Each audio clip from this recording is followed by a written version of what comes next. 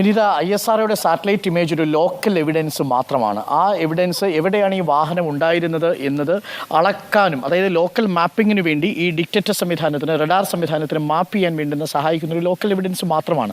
ആ local evidence ഇതിനകം തന്നെ അവർക്ക് ലഭിച്ചിട്ടുണ്ട്.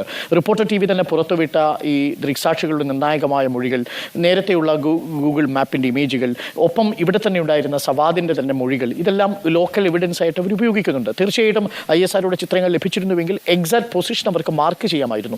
പക്ഷേ ഒരു വലിയ മലയിടിച്ചപ്പോൾ, കവളപ്പാറ പോലെ, പുത്തുമല പോലെ വലിയ മണ്ണിടിച്ചിലുണ്ടാകുമ്പോൾ വലിയ കെട്ടിടങ്ങൾ സഹിതം അതിൻ്റെ ഫൗണ്ടേഷൻ സഹിതം മൂവ് ചെയ്ത് പോകുന്നത് കാണാം. അവിടെ ഒരു ലോറിയൊക്കെ വളരെ നിസാരമാണ് ഒരർത്ഥത്തിൽ.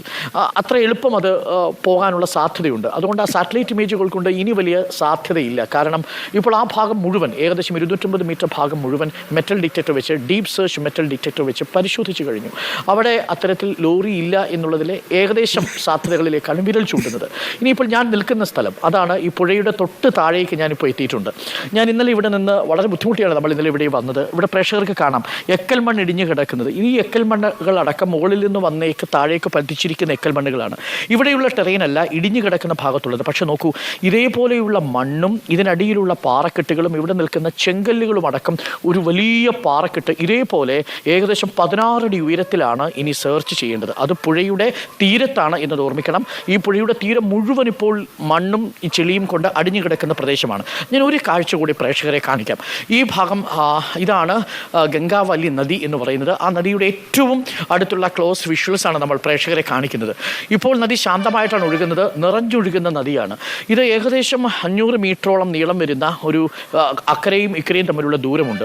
ഈ ഭാഗത്ത് ഇനി ഡ്രഡ്ജിങ് നടക്കുക എന്ന് പറയുന്നത് നോക്കാം പ്രേക്ഷകർക്ക്. നിറഞ്ഞൊഴുകുന്ന പുഴയാണ്. ഇതിൽ അടിയൊഴുക്ക് കൂടുതലുണ്ട്. 7 കിലോമീറ്റർ പുഴ ഒഴുകി അവസാനിക്കുന്നത് ഒരു സമുദ്രത്തിലാണ്, ഗോകർണത്താണ്. അപ്പോൾ ഇതിൻ്റെ തീരത്തുള്ള ഡ്രഡ്ജിങ് എന്നുള്ളത് വളരെ ബുദ്ധിമുട്ടേറിയ പ്രോസസ്സാണ്. പ്രേക്ഷകർക്ക് ഇവിടെ നിന്ന് ഞാൻ ആ ഹൈറ്റ് ഒന്ന് കാണിച്ചു തരാം. ഇതാണ് അപകടം നടന്ന സ്ഥലത്തിന് തൊട്ടിപ്പുറത്തുള്ള പുഴയുടെ തീരം എന്ന് പറയുന്നത്. ഈ തീരത്തിൽ നിന്ന് ഏകദേശം ഒരു 16 അടിയോളം ഉയരത്തിലാണ് ഈ ഹൈവേ കിടക്കുന്നത്. ആ ഹൈവേ മുതൽ ഈ തീരം വരെ ആ മണ്ണ് മുഴുവൻ ഇടിഞ്ഞിറങ്ങി ഏകദേശം ആൾനിരപ്പായിട്ടുണ്ട്. അതായത് ഞാനിപ്പോൾ നിൽക്കുന്ന സ്ഥലത്താണ് ആ ലോറി കിടക്കുന്നതെങ്കിൽ ആ ലോറിയുടെ പുറത്ത് 16 അടിയോളം ഉയരത്തിൽ മരങ്ങളും പാറകളും ചെളിയും ഒക്കെ അടിഞ്ഞുകൂടി കിടക്കുന്നു. അത് നീക്കം ചെയ്യണമെങ്കിൽ നേരത്തെ കരയിൽ നിന്ന് നീക്കം ചെയ്യുന്നത് പോലെ ഈ പുഴയിലേക്ക് ഇറങ്ങി നീക്കം ചെയ്യൽ സാധ്യമല്ല. കരയിൽ നിന്നുകൊണ്ട് വലിയ എക്സ്കവേറ്റർ ഉപയോഗിച്ച്, മണ്ണുമാന്തി യന്ത്രങ്ങൾ ഉപയോഗിച്ചുകൊണ്ടാണ് നീക്കം ചെയ്യുക. അങ്ങനെയുള്ള 2 വലിയ എക്സ്കവേറ്ററുകൾ ഉപയോഗിച്ചുകൊണ്ടുള്ള മണ്ണുമാന്തൽ പ്രവർത്തനത്തിനായിരിക്കും നാളെ തുടക്കം കുറിക്കുക. ഇനി അതുമാത്രമാണ് നമ്മുടെ മുന്നിലുള്ളത്. ഞാൻ ഈ ടെറൈൻ പ്രേക്ഷകരെ കാണിക്കുന്നത് എത്രമാത്രം സങ്കീർണമാണ് ആ രക്ഷാപ്രവർത്തനം എന്നറിയാനാണ്. ഒരു കാര്യം കൂടി ഞാൻ പ്രേക്ഷകരോട് പറയും. ഇപ്പോൾ ഈ പുഴയിൽ ചെറിയ തടികളൊക്കെ ഒഴുകി പോകുന്നത് കാണാം. നിരന്തരം ഇത് വെസ്റ്റേൺ ഘട്ടിൻ്റെ ഭാഗമാണ്. അവിടെ മരങ്ങളെല്ലാം ഒലിച്ചു പോകുന്നത് സ്വാഭാവികമാണ്. പലപ്പോഴും ഈ ലാൻഡ് സ്ലൈഡിലുണ്ടായ മരങ്ങൾ ഇങ്ങനെ ഒഴുകും.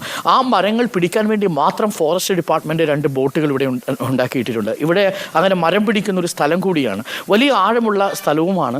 ആ ബോട്ടാണ് ഇവിടെ കിടക്കുന്നത്.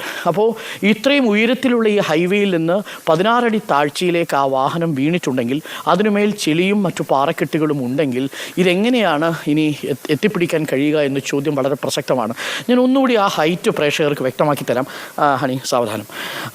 ഇവിടെ നിൽക്കുമ്പോൾ തന്നെ നോക്കൂ, എന്നെപ്പോലുള്ള 3-4 പേരുടെ ഉയരത്തിലാണ് ഹൈവേ കിടക്കുന്നത്. അത്രയും ഉയരത്തിലാണ്, ഇത്രയും അടി പൊക്കത്തിലാണ് മണ്ണ് കിടക്കുന്നത്. ഇതാണ് ഈ ഗംഗാവലിയുടെ തീരം എന്ന് പറയുന്നത്. ഈ തീരത്ത് ഇവിടെ മുതൽ അത്രയും ഹൈറ്റിലുള്ള മണ്ണ്, പാറക്കെട്ടുകൾ, ഇതെല്ലാം ആ പ്രദേശത്ത് അടിഞ്ഞുകൂടി കിടക്കുന്നു. ഇത് മുഴുവൻ മാറ്റുക, അതും എക്സ്കവേറ്റർ മുകളിൽ നിന്നുകൊണ്ടേ മണ്ണ് വാരാൻ കഴിയൂ. താഴെ പുഴയാണ്, വലിയ ചെളിയാണ്, നമ്മുടെ കാല് പോലും പുതഞ്ഞു പോകുന്ന ചെളിയാണ്. അതുകൊണ്ട് അത് വലിയ സങ്കീർണമായൊരു പ്രക്രിയയാണ് ഇടതുഭാഗത്തുള്ള ഈ പ്രോസസ്സ്.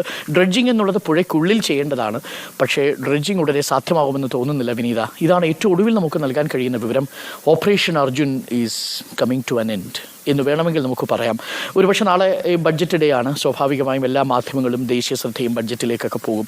മാധ്യമങ്ങളുടെ ശ്രദ്ധ കൂടി പോകുന്നതോടുകൂടി നേരത്തെ തന്നെ രക്ഷാപ്രവർത്തനം അവസാനിപ്പിക്കാൻ തയ്യാറെടുത്തിരിക്കുന്നവർക്ക് അതൊരു സാഹചര്യം കൂടിയാണ്. പക്ഷേ നമ്മളവരുടെ ആത്മാർത്ഥതയെ, പ്രത്യേകിച്ച് MLA സതീഷ് കൃഷ്ണ സെയിലിൻ്റെ ആത്മാർത്ഥതയെ നമുക്ക് ഒട്ടും സംശയിക്കാൻ കഴിയില്ല.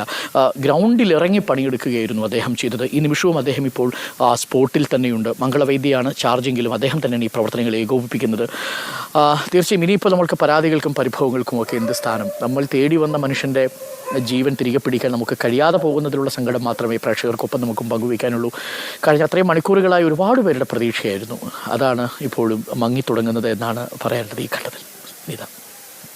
ശരിയാണ് ഡോക്ടർ അരുൺകുമാർ. ഓരോ അപ്ഡേറ്റുകളും അവിടെ നിന്ന് തരുമ്പോൾ നമ്മൾ പ്രതീക്ഷിച്ചുകൊണ്ടേയിരിക്കുകയാണ് അർജുനെ ലഭിക്കും ഉടൻ തന്നെ. അരുൺകുമാർ എത്രത്തോളം പ്രതീക്ഷയോടെയാണ് അവിടെ ചെന്നിരുന്നത്. അദ്ദേഹം ആ ചെല്ലുന്ന സമയം മുതൽ അർജുനെ ഇപ്പോൾ ലഭിക്കുമെന്ന പ്രതീക്ഷ അദ്ദേഹത്തിൻ്റെ മുഖത്ത് റിപ്പോർട്ടിങ്ങിലെല്ലാം തന്നെ വ്യക്തമാവുകയുണ്ട്. ആ ഗ്രൗണ്ടിൽ എന്താണ് നടക്കുന്നത് എന്ന് എല്ലാവരേക്കാൾ ഉപരി ഫസ്റ്റ് ഇൻഫർമേഷൻ ലഭിക്കുന്നു. ഇന്ന് രാവിലെ ഈ സിഗ്നൽ ലഭിച്ചു. 8 മീറ്റർ താഴ്ചയിൽ ഈ ലോഹ സാന്നിധ്യം കണ്ടെത്തിയെന്നത് ഡോക്ടർ അരുൺകുമാറാണ് വളരെ പ്രതീക്ഷയോടെ അത്രയധികം ആവേശത്തോടെ പറയുന്നത്. കാരണം അതൊരു വലിയ പ്രതീക്ഷ തന്നെയായിരുന്നു. പക്ഷേ ഇപ്പോൾ അദ്ദേഹത്തിന്റെ വാക്കുകൾ നിരാശയോടെയാണ് നമുക്ക് കേൾക്കാൻ കഴിയുന്നത്. ഏറ്റവും പുതിയ അപ്ഡേറ്റുകൾ വരുന്നതും ഒട്ടും ആശാവഹമല്ല. പ്രതീക്ഷ കൈവിടുന്നില്ല. ഇല്ല, പ്രതീക്ഷ കൈവിടുന്നില്ല. അതെ, പ്രതീക്ഷയാണ് മുന്നോട്ട് നയിക്കുന്നത്. പക്ഷേ